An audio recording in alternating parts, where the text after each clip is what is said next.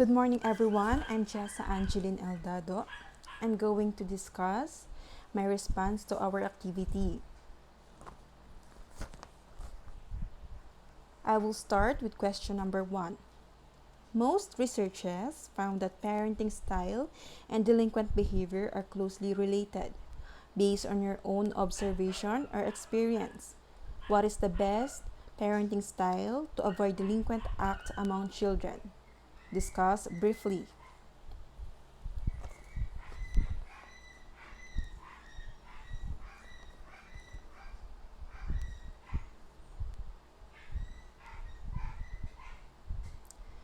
Based on my experience as a mother, it is really hard for me to be on their side all the time, considering that I have been working in Mandaluyong City for almost 6 years.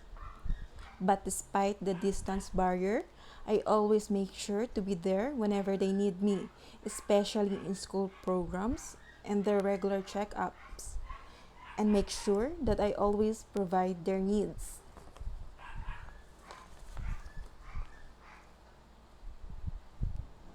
I do believe that this early stage is the most crucial part of the child's development and must be provided a lot of attention. I think the best parenting style that I would suggest to avoid delinquent act among children is to show your love for them by hugging and kissing, listen to them and hear them out, play with them, encourage and teach them to help others, and most importantly, the best way to show your child how to behave is to set yourself as a positive example for them to follow.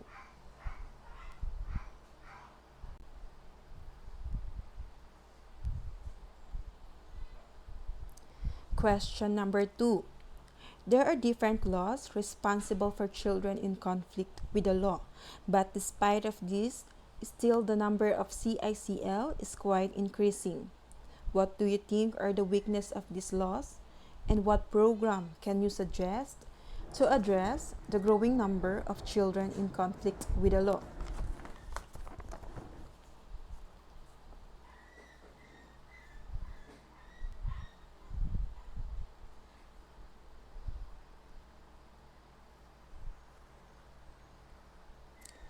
Based on my observation, the two main weaknesses of these laws are as follows.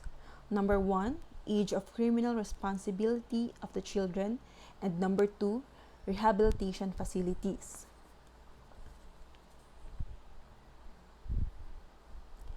Age of criminal responsibility of the children.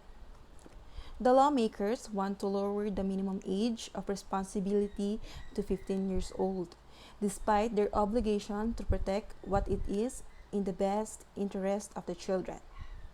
The scientific research and evidence show that this will only harm children. The juvenile justice system is already struggling to cope with children in conflict with the law.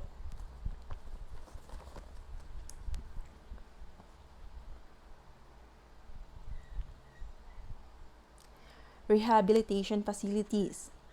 Some of the Bahay Pag-asa centers are worse than prison. They lack of minimum staff requirement and lack of food for children. They don't have programs, beds, and cabinets. The children are just told to keep quiet the whole day and not do anything. So some of them do self-harm because they are just very bored. Under the Juvenile Justice and Welfare Act, Bahay Pag-asa centers should be child caring institutions built to offer rehabilitation and intervention to children.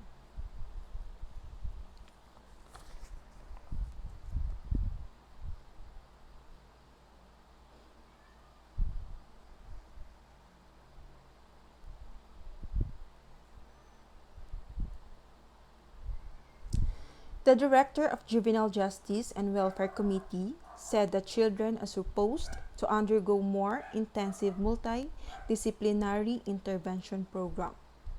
Some of these centers are no longer operational.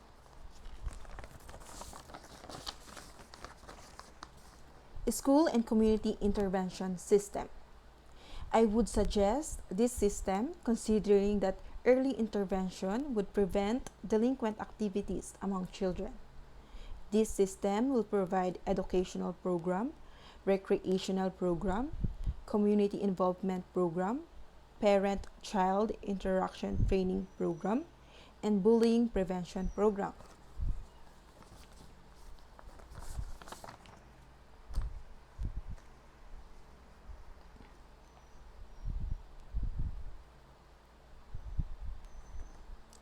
Educational program.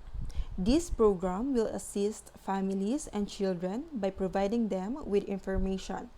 Some programs inform parents on how to raise healthy children. Some teach children about the effects of drugs, gangs, sex, and weapons. And others aim to express to youth the innate worth they and all others have.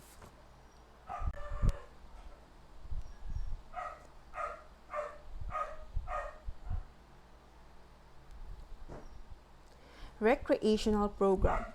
This program will allow youths to connect with other adults and children in community. Such positive friendships may assist children in later years. Youth programs are designed to fit the personalities and skills of different children and may include sports, dancing, music, rock climbing, drama, karate, bowling, art, and other activities.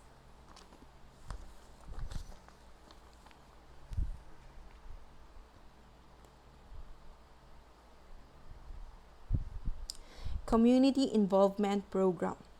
This program will include Girl Scout, Boy Scouts, church youth groups, and volunteer groups. All involve youth within a community. Involvement in community groups provide youth with an opportunity to interact in a safe social environment.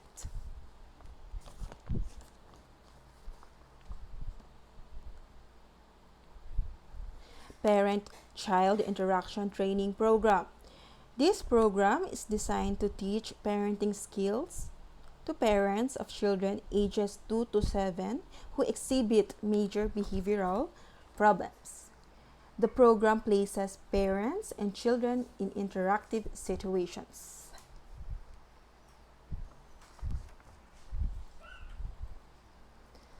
Bullying Prevention Program.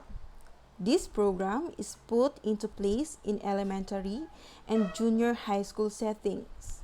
Once teachers and administrators have learned about how and where bullying occurs at their school, they set up class rules and facilitate discussions that address the problem. Individual bullies and victims receive independent counseling. This is the end of my video presentation. Thank you so much.